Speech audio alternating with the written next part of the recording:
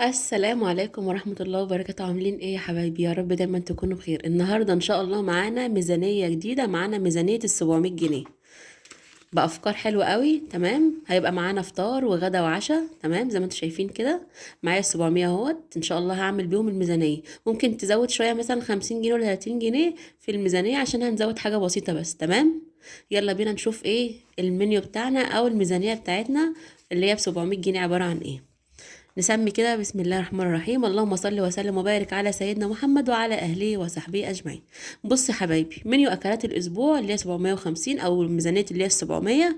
اول يوم معانا هيبقى مكرونه وبانيه. تمام، تاني يوم معانا هتبقى، انا طبعا هستعرض لكم الاكلات وبعد كده نشوف ايه المشتريات. تاني يوم معانا هتبقى بطاطس محمره او مهروسه، وهيبقى معانا فول، وهيبقى معانا ايه، سلطه. تمام. اليوم التالت ابص انا مقربه اهوت عشان لو حد عايز يعمل سكرين ولا حاجه برضو يسهل عليه بدل ما يبقى محتار كمان في الاكل. تمام. بص، تالت يوم معايا هيبقى معانا سبانخ ومعانا رز. اليوم الرابع هيبقى معانا كشري مصري. طبعا بعد كده هقول لكم المشتريات ايه. اليوم الخامس هيبقى معانا كفته مشويه وطحينه. اليوم السادس هيبقى معايا زي ما انتم شايفين بطاطس محمره، او وكمان رز بشعريه، وهيبقى معانا ايه، سلطه. تمام. اليوم السابع طبعا هيبقى معانا صينية سمك، وهيبقى معانا ايه، رز. دي الغدا يا جماعة. بالنسبة للفطار والعشاء، الفطار معانا هيبقى عبارة عن فول وبطاطس مثلا مهروسة ولا حاجة، و وجبنة. تمام. انا طبعا بقى بعد كده تعالوا نشوف مع بعض ايه المشتريات وتكلفتها ايه. بصوا معايا يا حبايبي. بالنسبة للمشتريات دي يا جماعة بتبقى مختلفة من مكان لمكان. تمام، ازاي؟ يعني انا ممكن يكون عندي سعر وانت عندكم سعر تاني، فانتوا اكتبوا لي بقى في الكومنتات مثلا ده عندكم بكام، نفس الاسعار عندي ولا اسعار متفاوتة، لان طبعا كل منطقة بتختلف من منطقة لمنطقة. تمام. فدي الاسعار اللي موجودة متاحة عندي عشان محدش يقول لي ايه ده مثلا البانيه مش ب90، النص كيلو مش ب90، ده بقى اغلى من كده. تمام. طب يا جماعة كل مكان بيختلف ايه من مكان لمكان زي ما قلت لكم. تعالوا نشوف بقى المشتريات يا جماعة اللي هتكفيني طول الأسبوع. بالنسبة للفطار، وهيبقى بالنسبة لإيه، للعشاء والغدا. طبعا ده منيو شامل طول أيام الأسبوع، 7 أيام. أول حاجة معايا هجيب 3 كيلو طماطم، طبعا ب20 جنيه. الطماطم عندي يا جماعة كيلو ونص ب10. تاني حاجة معايا هجيب 2 كيلو بطاطس ب20 جنيه. الكيلو البطاطس عندي يا حبايبي ب10 جنيه. هجيب 2 كيلو بطاطس بكام، ب20 جنيه. السبانخ هنجيب ب10 جنيه. مش عايزة سبانخ شيليها وحطي مكانها أي أكلة تانية. يعني أنا كنت عاملة سبانخ ورز، اعملي مثلا، جيبي لك مثلا قلقاس، جيبي بسلة، جيبي كده واعملي مكان السبانخ لو انت مبتحبهاش. 2 كيلو بصل ب25 جنيه. تمام. هجيب نص كيلو خيار ب10 جنيه. طبعا الخيار الكيلو ب20 جنيه، هجيب نص كيلو ب10 جنيه. هجيب كيلو جزر، الكيلو جزر ب5 جنيه. تمام، دي الأسعار الموجودة عندي يا حبايبي. الفلفل هجيب ب10 جنيه تقريبا، هو الكيلو ب15، هيديكي ب10 جنيه، يبقى أزيد من نص كيلو. تمام. وهجيب جرجير أو خضرة ب5 جنيه. تمام يا حبايبي. طيب، دي بالنسبة لحاجة ايه السوق اللي انا هجيبها، واكون مظبطة نفسي يا جماعة واجيب الحاجة دي. ما زودش عن الحاجة دي عشان لو زودت معايا الميزانية معايا هتفتح، انتوا حرين بقى. تمام. جيت اجمع كل الحاجات دي لقيتها اتكلفت كام، 105. تمام يا حبايبي. بعد كده هندخل بقى على اللحوم والاسماك والحاجات دي. هجيب عندي زي ما انتم شايفين مقربه نص كيلو بانيه. نص كيلو بانيه ب90 جنيه. عايزه تجيبي ب100 جنيه بانيه، مفيش مشكله تجيبي ب100 جنيه. عندك امكانيه تجيبي اعلى من كده او اكتر من كده، مفيش مشكله، ربنا يوسع على الجميع يا رب ويزيد على الجميع. بعد كده هجيب نص كيلو لحمه قطع ب125. طبعا بتكلم دي لحمه مستورده يا جماعه. الكيلو فيها ب250 جنيه. هجيب نص كيلو لحمه قطع بكام، ب125 جنيه. بعد كده هجيب نص كيلو لحمة مفرومة ب125 جنيه. برضو اللحمة المفرومة ب250 جنيه اللي هي المستوردة يا حبايبي. هجيب نص كيلو منها مفروم وأعمله كفتة، هتبقى ب125 جنيه. تمام. بعد كده هجيب ب100 جنيه سمك. ممكن بقى يجيلي كيلو ونص سمك، ممكن تجيبي كيلو سمك ب100، براحتكم.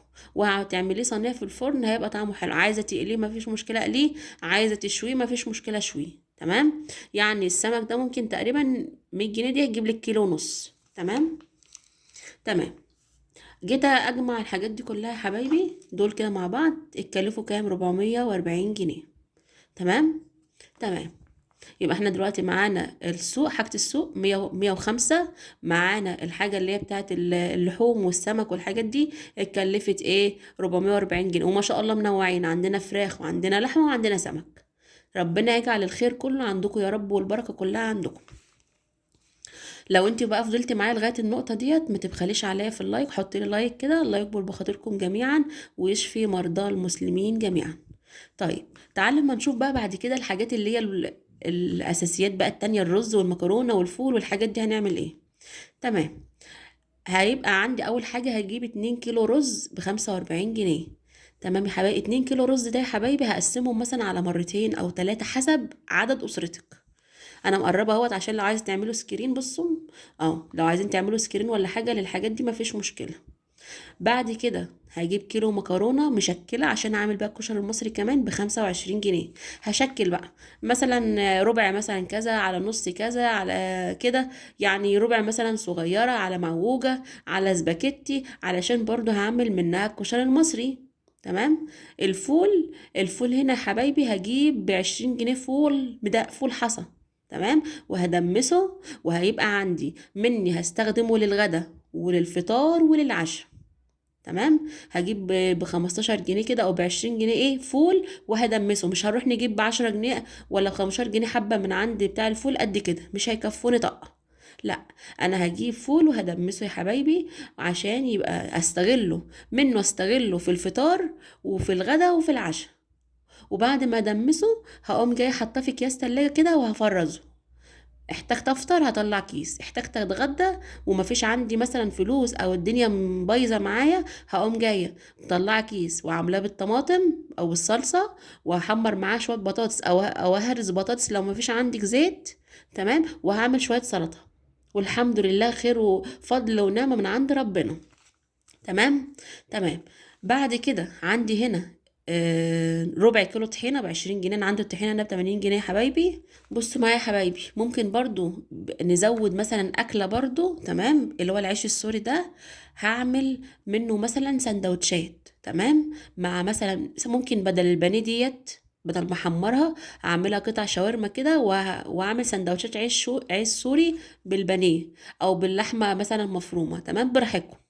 لو عايزين توفرهم طبعا نص كيلو اللحمه المفرومه ديت ممكن تعملي ربع، وتزودي عليه بصل وفلفل وتحطي عليه بطاطستين كبار، هتعمل لك احلى كفته وهتفرط معاكي كميه كبيره. والربع التاني برضو شويه بصل وشويه طماطم وشويه فلفل هتشوحيهم، وتستغلي وجبه تانية برضو تعملي بها العيش السوري. سندوتشات عيش سوري مثلا مع شويه بطاطس محمره مع شويه مخلل او شويه سلطه هتبقى زي الفل. تمام. تمام. دي ممكن وجبة برضو ايه، دي غدا رقم 8. تمام. العدس بجبة طبعا عشان هنعمل بيه ايه، هنعمل بيه كشري مصري، هجيب ب20 جنيه عدس ايه بجبة. طيب الشعرية برضو هجيب ب10 جنيه عشان ممكن هعمل رز بشعرية مع بطاطس محمرة مثلا. وممكن برضو هدخله في ايه، في الكشري المصري مع المكرونة. التوابل بقى يا حبايبي هجيب ب25 جنيه توابل. تمام. مشكلة من عند العطار علشان هستخدم بايه للأكل بقى ده. تمام. 5 جنيه من كل حاجة. 5 جنيه فلفل أسمر، كمون 5 جنيه، كمون 5 جنيه، كزبرة 5 جنيه، بهارات لحمة براحتكم. مش عندك ملح جيبي كيس ملح ولا حاجة. تمام. جيت ابص لقيت التكلفة دي كلها بكام؟ ب185 جنيه. هيتبقى برضه دول كده تقريبا يا حبايبي في حدود 730. تمام. هجيب برضو هنا جبنة، هزود هنا جبنة. هنا جبنة ب20 جنيه، ربع كيلو. ربع. اه ربع كيلو جبنة ب20 جنيه عشان هستخدمها برضو معايا في الفطار وفي العشاء. تمام. ممكن اقوم عامله فول مع جبنه مع بطاطس مثلا وهفطر او هتعشى او هتغدى. تمام. يبقى احنا كده الحمد لله اكتفينا وما حرمناش نفسنا من حاجه. كلنا فراخ وكلنا لحمه وكلنا سمك، وعندنا الفطار بتاعنا وعندنا الغدا بتاعنا وعندنا العشاء الحمد لله. يبقى المنيو ده تقريبا تكلفته كام؟ 750 جنيه. هيكفي معانا فطار وغدا وعشاء. تمام. ممكن استغنى عن العيش السوري ده واجيب مكانه فول مدشوش ب20 جنيه مثلا. هعمل بقى ايه؟ هعمل بقى طعمية. يبقى عندي الفول وعندي الطعمية وعندي الجبنة، تمام. انا مش عايزة اعمل مثلا سندوتشات بالعيش السوري، استغنى عنه واجيب ايه؟ الفول المدشوش، تمام. وهعمل بيه طعمية وعندي فول وعندي جبنة. ممكن ان انا افطر. وعندي بطاطس كمان هسلقها وهرسها. طبعا مش هتاخد تحمير كتير ولا زيت كتير، هتبقى معانا موفرة جدا، وهيبقى ايه؟ طعمها حلو. ونفطر ونتغدى ونتعشى ونحمد ربنا، لان في غيرنا يا جماعة مش لاقي. الحمد لله حمدا كثيرا طيبا. انا بشكركم جدا. لو عجبكم المنيو ما تبخلوش عليا بقى في لايك والاشتراك في القناة. شوفوا يا جماعة برضو المنيو اهوت. دي الاكلات اهيت، عندي 7 اكلات، تمام، بسبع اصناف مختلفة. بحبكم كتير كتير، اسيبكم في رعاية الله وحفظه. مع السلامة.